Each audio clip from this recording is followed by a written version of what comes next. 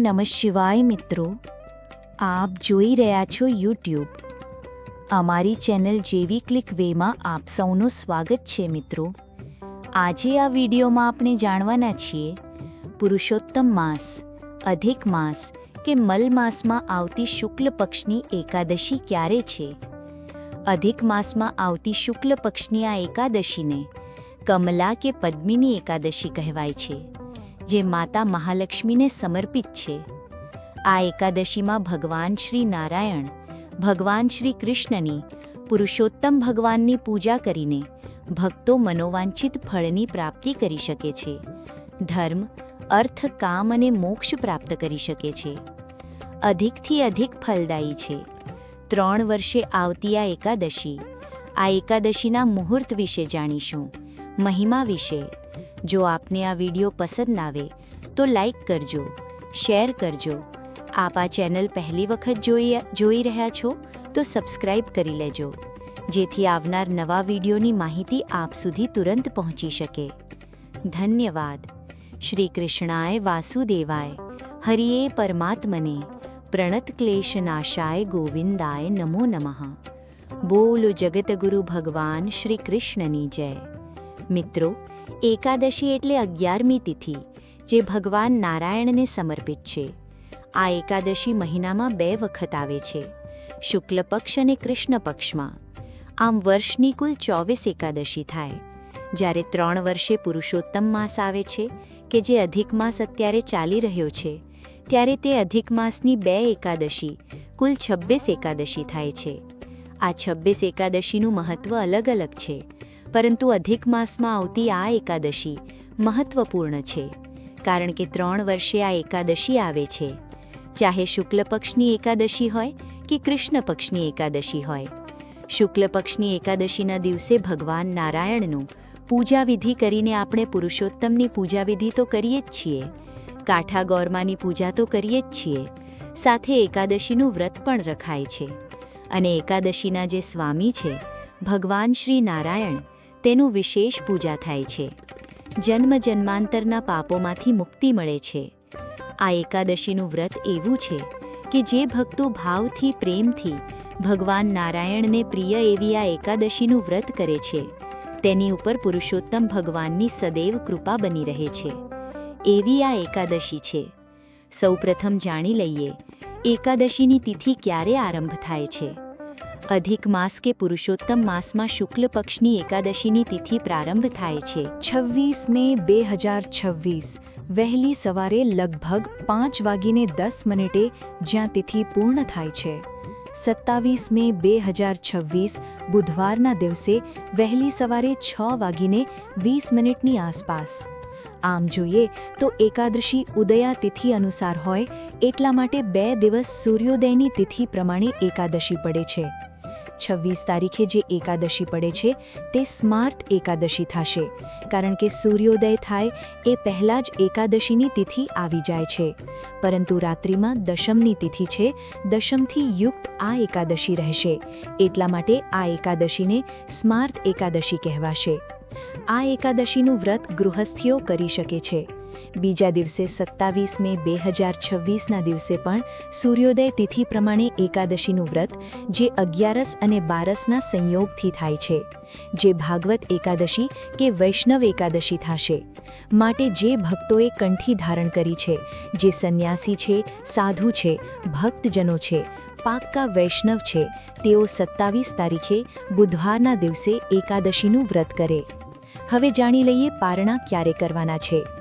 જે ભક્તો સ્માર્ત એકાદશી એટલે કે 26 મે 2026ના દિવસે એકાદશીનું વ્રત કરે છે, તેઓ 27 મે 2026ના દિવસે, કે જે 12ની તિથિ આરંભ થઈ જાય એટલે હરિબાસરનો સમય આરંભ થઈ જાય છે, એટલા માટે 1:30 વાગ્યાની આસપાસ બપોરના સમયે પારણ કરે. જે ભક્તો 27 તારીખે એકાદશીનું વ્રત કરે છે, તેઓ 28 મે 2026 વહેલી સવારે લગભગ 5:25 થી લઈને 8 વાગ્યા સુધીમાં પારણ કરી શકશે. ધાર્મિક માન્યતા અનુસાર આ અધિક માસમાં આવતી એકાદશીનું વ્રત પુણ્ય આપનાર છે અને આ એકાદશી દુર્લભ પણ કહેવાય છે, કારણ કે આજે સ્નાન, દાન, જપનો મહિમા અધિકથી અધિક થઈ જાય છે. જો આખો પુરુષોત્તમ માસ આપણે દાન પુણ્ય ન કરી શકીએ તો ઉત્તમમાં ઉત્તમ તિથિનો ઉપયોગ પણ કરી શકાય છે, જેમ કે એકાદશી છે, અમાવસ્યા, પૂર્ણિમા અને વ્યતિપાત યોગ, વેદ ઋતુઓ, તેમાં પણ દાન પુણ્ય કરીને અનેક ગણું પુણ્ય પ્રાપ્ત કરી શકાય છે. સાથે સાથે જે કાંઈ આપણે પુણ્ય કરીએ, આપણે પિતૃઓનું સ્મરણ પણ કરીએ, દાન પુણ્ય કરીએ, તેના ફળ સ્વરૂપ અંતે મોક્ષ ફળ પ્રાપ્ત થાય છે, એવો મહિમા છે. એકાદશી પુરુષોત્તમ માસમાં આવતી આ એકાદશી છે, એટલા માટે વ્રતોના રાજા સમાન જે વ્રત છે તે એકાદશીનું જ છે. અને એમાંય ખાસ કરીને પુરુષોત્તમ માસની એકાદશી તો વધુ પુણ્ય આપનારી છે. આપણા ઋષિમુનિઓએ પાપ, પુણ્ય, સ્વર્ગ, નરક આદિનો વિચાર ધ્યાનમાં લઈને મનુષ્યને સારા માર્ગે ચાલવા માટે, સારા કર્મ કરવા માટે વ્રત, જપ, તપ, ઉપવાસનું જે સૂચન આપેલું છે તેમાં એકાદશીનું મહાત્મ્ય ઘણું છે. આજે જે ભક્તો વ્રત ઉપવાસ કરે તે પૂજન વિધિ વિશે પણ જાણી લઈએ. સવારે વહેલા ઉઠીને સ્નાનાદિથી પરવારીને શુદ્ધ વસ્ત્ર ધારણ કરવા, પ્રભુનું મનમાં, હૃદયમાં સ્મરણ રાખવું કે જેથી સાંસારિક મેલ આપણા હૃદયમાં પેસે નહીં. સૂર્યનારાયણને અર્ઘ્ય આપવું. સાક્ષાત ભગવાન સૂર્યનારાયણ દેવ જગતના પાલનહાર પિતા છે અને મુક્તિદાતા પણ છે. આપણા કર્મોના સાક્ષી છે, તેમના દર્શન કરવા. ગાયત્રી મંત્રનું જપ કરી શકાય છે. આ ઉપરાંત ઘરના મંદિર પાસે આવીને ઘરના મંદિરમાં બિરાજમાન આપણા ઇષ્ટ દેવતાની સાથે ભગવાન નારાયણ છે, ભગવાન શ્રી કૃષ્ણ છે, પુરુષોત્તમ માસ છે એટલે પ્રભુનું વિશેષ પૂજન તો થતું જ હોય છે, પરંતુ એકાદશીની તિથિનું મહત્વ પણ અલગ જ છે. આજે ભગવાનને જો મૂર્તિ હોય તો સ્નાન તો કરાવવું જ પડે છે અને ચિત્રજી હોય તો સાદી સરળ રીતે સેવા પૂજા કરી શકાય છે. મૂર્તિ હોય તો ગંગાજળથી સ્નાન કરાવવું, યમુના જળ હોય તો ઉત્તમમાં ઉત્તમ છે. યમુનાજીની રાખ પણ વૈષ્ણવો વાપરે છે, તે પણ જળમાં ચપટી નાખીને સ્નાન કરાવી શકાય છે પ્રભુને. ત્યારબાદ પ્રભુને પંચામૃતથી સ્નાન કરાવાય છે, ફરી ચોખા જળથી સ્નાન કરાવાય છે, વસ્ત્ર પરિધાન કરાય છે, શૃંગાર કરાય છે. સુંદર લાલજીનું સ્વરૂપ હોય, સુંદર ભગવાન નારાયણનું, લક્ષ્મીપતિનું સ્વરૂપ હોય તેની પૂજા કરાય છે. સાક્ષાત પ્રભુ બિરાજમાન છે આપણી સામે, એ રીતે ધ્યાનથી ચોક્કન્ના થઈને પૂજા કરવી જોઈએ. એવું નહીં માનું કે મૂર્તિ છે, પ્રભુનું ક્યાં ધ્યાન છે. પ્રભુનું બધે ધ્યાન હોય છે. જેવી આપણે પૂજા કરીશું એવું જ ફળ પ્રાપ્ત થશે. જો પૂજા કરતાં કરતાં આપણે ઘરમાં ધ્યાન આપ્યા કરશું તો એ પૂજા એવી હશે, અને જો ચોક્કસ મનથી પ્રભુને હૃદય કમળમાં બિરાજિત કરીને પ્રભુના શ્રી ચરણોમાં મન રાખીને જો પૂજા કરીશું તો તેનું ફળ પણ અનેક ગણું કહેવાય છે. આમ આપણા પૂજા પ્રમાણે ફળ મળે છે. ત્યારબાદ પ્રભુને વિવિધ નૈવેદ્ય ધરાવાય છે, તુલસીદલ પધરાવાય છે. આજે પ્રભુની પૂજા માટે તુલસીદલ તોડી શકાય છે, દોષ લાગતો નથી. આ ઉપરાંત પ્રભુને પુષ્પ ચડાવવા, પુષ્પોની માળા તૈયાર કરેલી હોય તો તે ચડાવવી. કાંઠાગોરમાનું પૂજન તો આપણે કરીએ જ છીએ, જે કરતા હોય એ નિયમ પ્રમાણે કરવું. પરંતુ આજે વિશેષ પૂજા પ્રભુની થાય છે, પુરુષોત્તમ ભગવાનની થાય છે. ત્યારબાદ ભગવાનની સામે ધૂપ, દીપ, નૈવેદ્ય થઈ જાય, દક્ષિણા સમર્પિત થઈ જાય પછી આરતી આવરે તો કરવી. વિષ્ણુ સહસ્ત્રનામ પાઠ કરવા, સાંભળવા, ગીતાજીનો પાઠ કરવો, સાંભળવું ઉત્તમ મનાય છે. ગજેન્દ્ર મોક્ષ અવશ્ય સાંભળવું જોઈએ. પિતૃઓને પણ મુક્તિ પ્રાપ્ત થાય છે જો આપણે સાંભળી શકીએ, સમય હોય તો. આ ઉપરાંત આ એકાદશીના દિવસે ગાય માતાની સેવા પૂજા અવશ્ય કરવી. સાથે જ દરેક જીવ ઉપર દયા રાખવી. માત્ર ગાય માતાની વાત નથી થતી, દરેક પશુ પક્ષી જીવ છે તેની ઉપર દયા રાખવી. ઉનાળો છે તો જળની વ્યવસ્થા, દાણાચરણની વ્યવસ્થા કરવી. પીપળાના વૃક્ષને જલ અર્પિત કરવું. દીપ દાન કરવું. 7 કે 108 પરિક્રમા કરી શકાય તો કરવી. ત્યારબાદ આપણા જે ઈષ્ટ દેવતા છે, કુળ દેવતા છે, તેમનું પણ સ્મરણ કરવું, કારણ કે પુરુષોત્તમ માસ છે. ભગવાન શ્રી નારાયણને પ્રિય એવો આ માસ. ધરતીલોકના પતિનો માસ છે, આશ્રયદાતાનો માસ છે. આ માસ એવો છે કે જે ભક્તો આ માસમાં પ્રભુની પૂજા વિધિ કરે છે ને તે અનાથ રહેતા નથી, સનાથ થઈ જાય છે. ચાહે આપણા સગાવાલા હોય કે ન હોય, શું ફેર પડે? પરંતુ જુઓ, આપણા દિલમાં પ્રભુ પ્રત્યે શ્રદ્ધા છે અને પ્રભુના શરણે જવું જ છે. આપણે મનમાં વિચારી જ લીધું છે. ભલે આપણે 100 સગાની વચ્ચે રહેતા હોઈએ, પણ અંત સમયે તો આપણે પ્રભુ પાસે જ જવું છે. ત્યારે પ્રભુને જ બોલાવવા પડશે. પ્રભુ આપણી વાત સાંભળશે. તે એ છે આત્માના ઉદ્ધારક, આત્મોદ્ધાર, ભગવાન શ્રી કૃષ્ણ ભગવાન, પુરુષોત્તમ. માટે પ્રભુની સાથે એક સાધવું હોય, સંસારમાં રહેતા રહેતા જેમ જળમાં કાદવમાં કમળ રહે છે એ રીતે જો રહેવું હોય તો આ પુરુષોત્તમ માસમાં પ્રભુની ભક્તિ કરી લઈએ અને પ્રભુમાં એક રસ થઈ જઈએ. પ્રભુ તો કૃપા કરવા માટે તૈયાર જ બેઠા છે. બસ આપણી રાહ જોવે છે કે ક્યારે ભક્ત મને પ્રેમથી બોલાવે તો હું આવું. સંસારમાં કોઈ કોઈને કામ આવતું નથી. જે આપણા બહારના લૌકિક સંબંધ છે તે આ શરીરના સંબંધ છે. જેવું શરીરમાંથી આત્મા ચાલી જશે એટલે આ શરીરના સંબંધો પણ અહીં જ પૂરા થઈ જશે. માટે અંત સમયને સુધારવું હોય તો આ પુરુષોત્તમ માસ ઉત્તમ છે. પ્રભુની ભક્તિ દાન પુણ્ય કરી લઈએ, થોડું આપણો આત્માનું કલ્યાણ કરી લઈએ. 3 વર્ષે આવતા પુરુષોત્તમ માસમાં સ્નાન દાન જપનો મહિમા ગાઈ લઈએ. આપણું તથા આપણા કુટુંબીજનોનું કલ્યાણ થાય એવી ભાવના સાથે આપણે પ્રભુને પ્રાર્થના કરીએ. આ એકાદશી એવી છે કે જો બહેનો માસિક ધર્મમાં હોય, ઘરમાં સૂતક હોય, કોઈનું જન્મ મૃત્યુ હોય તો પણ એકાદશીનું વ્રત થાય છે. પૂજન થતું નથી. 5 દિવસે બહેનો પૂજન કરી શકે છે અને સૂતક પૂર્ણ થાય ત્યારબાદ પૂજા થાય છે. દાન પુણ્ય કરી શકાય છે. આ રીતે નિયમ લઈ શકાય. આ એકાદશીના દિવસે જરૂરિયાતમંદને દાન પુણ્ય કરવું. ઉનાળો છે તો જૂતા ચપ્પલ છત્રી દાન આપી શકાય છે. પિતૃ નિમિત્તે પણ દાન પુણ્ય કરી શકાય છે. આ એકાદશીના દિવસે પ્રભુનું પૂજન કરીને સ્મરણ કરીને આ વ્રત કરીને બીજા દિવસે પારણ કરાય છે. પારણ અર્થાત આ વ્રતનું સમાપન. જે આપણે સંકલ્પ એકાદશીનો કરીએ છીએ તો એ સંકલ્પને છોડવો પડે છે. તેને પારણા કહેવાય છે. પારણામાં પણ દાન દક્ષિણા બ્રાહ્મણોને આપી શકાય છે, જરૂરિયાતમંદને આપી શકાય છે. જે આપણી શ્રદ્ધા હોય એ પ્રમાણે દાન પુણ્ય કરીને ટૂંકમાં આપણે એવું કહી શકીએ કે આપણા મનને ચિત્તને પ્રભુમાં પોરવીને આ સંસારમાંથી ઉપરત થઈને વ્રત કરીએ. જેને ઉપવાસ કહીએ છીએ. ઉપવાસ અર્થાત પ્રભુની નજીક રહેવું. ભૂખ્યા ન રહી શકીએ તોય ચિંતા ન કરવી. માત્ર પ્રભુનું નામ જપ કરીને પ્રભુની નજીક રહેવું. નજીક રહેવાનો મતલબ એ છે કે પાપ કર્મથી આપણે અલગ રહેવું.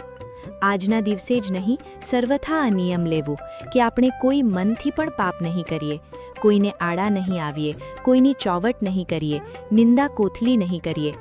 આજે રાંધેલો ભાત ખાવો નિષેધ મનાય છે, કારણ કે ભાત ખાવાથી આળસ થાય છે અને ઊંઘ આવે છે. જેમ કે એકાદશીમાં રાત્રે 12 વાગ્યા સુધી જાગરણ કરીએ છીએ, ઊંઘતા નથી. બીમાર વ્યક્તિ હોય, બાળક હોય કે વૃદ્ધ હોય તેઓ ઊંઘી શકે છે. ગર્ભવતી મહિલા પણ કોઈ નિયમ ન લે તો ચાલે. પ્રભુ સર્વ કાંઈ જાણે છે. મનની પરિસ્થિતિ, શરીરની પરિસ્થિતિ માટે મનમાં દોષ ન લેવો, માત્ર પ્રભુ ઉપર વિશ્વાસ રાખવો. આ રીતે એકાદશીનું વ્રત કરી શકાય છે. અધિક માસના શુક્લ પક્ષની આ એકાદશીના દિવસે વ્યતિપાત યોગ પણ છે, જેમાં સ્નાન દાન જપનો મહિમાએ લાખ ગણો દર્શાવવામાં આવ્યો છે. માટે આજે 27 મે 2026ના દિવસે વ્યતિપાત યોગ હોય. જે ભક્તો પુરુષોત્તમ માસનું વ્રત કરે છે, સ્નાન દાન જપ કરે છે કે નથી કરતા, તેઓ પણ આ વ્યતિપાત યોગનો લાભ અવશ્ય ઉઠાવે. સૂર્યગ્રહણમાં જે દાન કરીએ છીએ, ગંગા સ્નાન કરતી વખતે જે દાન પુણ્ય થાય છે, અથવા તો જે કોઈ ઉત્તમમાં ઉત્તમ દાન પુણ્ય થાય છે તેનું જે ફળ, અશ્વમેઘ સમૂહ ફળ જે પ્રાપ્ત થાય છે તે આ વ્યતિપાત યોગમાં તે નાના એવા દાનથી ફળ પ્રાપ્ત થઈ જાય છે. આજે 33 વાટનો દીવો પણ કરવો શુભ મનાય છે. ચાહે આ 33 વાટ જે લાંબી વાટ છે તેને એકસાથે ભેગી કરાય અને મોટો દીવો લઈ તેમાં સરસવનું તેલ છે, કોપરેલ તેલ છે, તલનું તેલ છે કે ઘી જો આપણને પોસાતું હોય તો ઘીનો દીવો કરીને આ 33 કોટી દેવતાને આ દીવો સમર્પિત થાય છે. પુરુષોત્તમ માસમાં, કારણ કે 3 વર્ષે આવતો આ પુરુષોત્તમ માસ 33 કોટી દેવતાને પણ નમન કરાય છે, એમની સેવા પૂજા કરાય છે. 33 દીવાથી આ 33 કોટી દેવતા માટે સમર્પિત દીવો ક્યાં કરવો? તો આ દીવો મેઇન દરવાજા પાસે, ઘરના મંદિર પાસે, તુલસી ક્યારીએ, પીપળાના વૃક્ષ નીચે, વડલાના વૃક્ષ નીચે, તળાવ કિનારે, નદી કિનારે કે પછી પવિત્ર કોઈ પણ સ્થાન છે, શિવાલય છે, વૈષ્ણવ મંદિર છે, ત્યાં પણ કરી શકાય છે. આ દીવો કરવાથી જન્મ મૃત્યુના બંધનમાંથી મુક્તિ મળે છે, પિતૃદોષ શાંત થાય છે, પિતૃકૃપા પણ પ્રાપ્ત થઈ જાય છે અને જાણી અજાણી થયેલા દોષો પાપોમાંથી મુક્તિ મળે છે. એવો મહિમા છે આ 33 વાટના દીવાનો. આ ઉપરાંત આજે ગરીબોને જરૂરિયાતમંદને જે કંઈ દાન પુણ્ય આપણે કરીશું એકાદશીના નામે તો પણ પુણ્ય અર્જિત કરી લેશું, કારણ કે એકાદશી અને વ્યતિપાત યોગ સાથે આવી જાય છે, શુભ સંયોગ છે. એટલે જે આપણે આજે એકાદશીનું વ્રત કરી લઈશું તો વ્યતિપાત યોગનું વ્રત પણ થઈ જશે. આપોઆપ જે સૂર્ય, ચંદ્ર અને ગુરુના ઘર્ષણથી આ યોગ ઉત્પન્ન થયો છે. ગુરુની પત્નીનું ચંદ્રદેવે હરણ કર્યું હતું, ત્યારે સૂર્યનારાયણ દેવે ચંદ્રને કહ્યું કે ગુરુ પત્ની ગમન ન કરાય, મહાપાપ છે. તમે ગુરુની પત્નીને, બૃહસ્પતિ દેવની પત્નીને છોડી દો. ચંદ્રદેવ માન્યો નહીં, જેનાથી સૂર્ય અને ચંદ્ર વચ્ચે ઘર્ષણ થયું. તેનાથી એક ક્રોધી અસુર ઉત્પન્ન થયો, જે વ્યતિપાત કહેવાનો. આ વ્યતિપાત યોગ સૌ કાંઈ ખાવા લાગ્યો. ત્યારે વ્યતિપાત યોગને રોકીને દેવો પ્રભુને પ્રાર્થના કરે છે. પ્રભુએ વ્યતિપાત યોગને કહ્યું કે જ્યારે જ્યારે તારા આ યોગમાં કોઈ મનુષ્ય દાન પુણ્ય કરશે તેનું લાખ ગણો પુણ્ય મળશે. આ વ્યતિપાત યોગ ક્રોધમાંથી ઉત્પન્ન થયો હોવાથી મહાઅસુર હતો, તે બ્રહ્માંડને ખાવા લાગ્યો. ત્યારે સર્વે દેવો ગભરાઈ ગયા અને વ્યતિપાતને રોકવા લાગ્યા. ત્યારે વ્યતિપાતે કહ્યું કે હું ઘણો ભૂખ્યો છું, હું અશાંત છું, મને કંઈક ખાવા આપો. ત્યારે સૂર્ય અને ચંદ્ર બોલ્યા કે હે વ્યતિપાત, તું અમારા રોષમાંથી ઉત્પન્ન થયો હોવાથી તારું નામ તો વ્યતિપાત છે. અમારું તને વરદાન છે કે આ યોગનો તું માલિક થાજે. તારી ઉત્પત્તિનો દિવસ વ્યતિપાત યોગના નામે ઓળખાશે. જે કોઈ વ્યક્તિ અહીં સ્નાન, દાન, પુણ્ય કાર્ય કરશે તેને તું અનંત ફળ પ્રદાન કરજે અને તારી ભૂખ અને અશાંતિ આમ દૂર થશે. માટે વ્યતિપાત યોગમાં સ્નાન, દાન, જપનો મહિમા 1 લાખ ગણો બતાવાય છે અને આમ વ્યતિપાતની ભૂખ પણ સંતોષાઈ જાય છે. એટલે તે મનુષ્યના જીવનમાં ક્રોધના નારૂપમાં કે ઝઘડાના રૂપમાં આવતો નથી અને શાંતિ સ્થપાય છે. માટે આ વ્યતિપાત યોગના દિવસે ભગવાન નારાયણનું, ભગવાન મહાદેવનું પૂજન થાય છે. ક્રોધરૂપ વ્યતિપાત છે એટલે રુદ્ર સ્વરૂપ ભગવાન મહાદેવની પૂજા કરવી શુભ મનાય છે. આ ઉપરાંત બ્રાહ્મણોને દાન દક્ષિણા અપાય છે. 13 વ્યતિપાતનું પણ વ્રત થાય છે અને 14મા વ્યતિપાત યોગ આવે ત્યારે ઉજવણું થાય. કાસાની વાટકીમાં તલ રાખીને કે માલપુઆ રાખીને તેને બીજી વાટકીથી અથવા ઢાંકણથી ઢાંકીને મૌલીથી બાંધીને પણ દાન કરાય છે. ગુપ્ત દાન કહેવાય છે. મિષ્ઠાન નૈવેદ્ય આપીને આમ આ વ્યતિપાત યોગનો પણ ઘણો મહિમા છે. આજના દિવસે આજે ભગવાન શ્રી હરિ પુરુષોત્તમને આપણે પ્રાર્થના કરીએ, જેમાં સ્નાન, દાન, જપનો મહિમા ઘણો છે.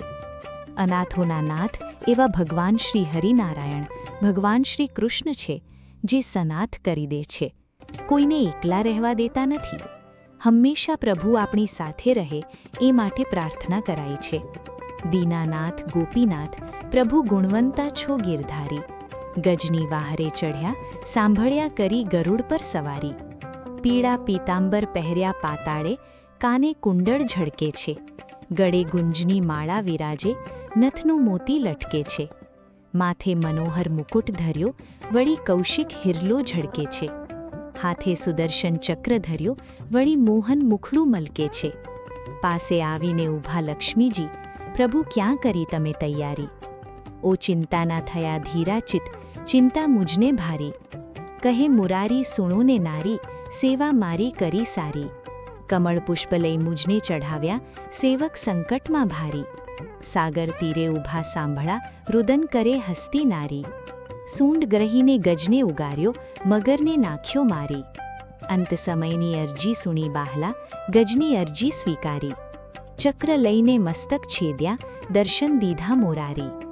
રામ કહેતા દામ ના બેસે, અક્ષર નામ લ્યો ઉચ્ચારી.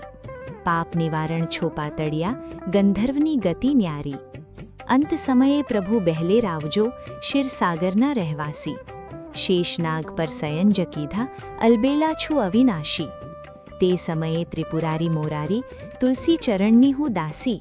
મારી કરણી સામું જરી ન જોશો, ચાળોજો જમની ફાંસી. બોલો ભગવાન પુરુષોત્તમની જય. મિત્રો, મને સાંભળવા માટે ધન્યવાદ. આપ સૌને મારા જય શ્રી કૃષ્ણ. રાધે રાધે. આવજો મિત્રો.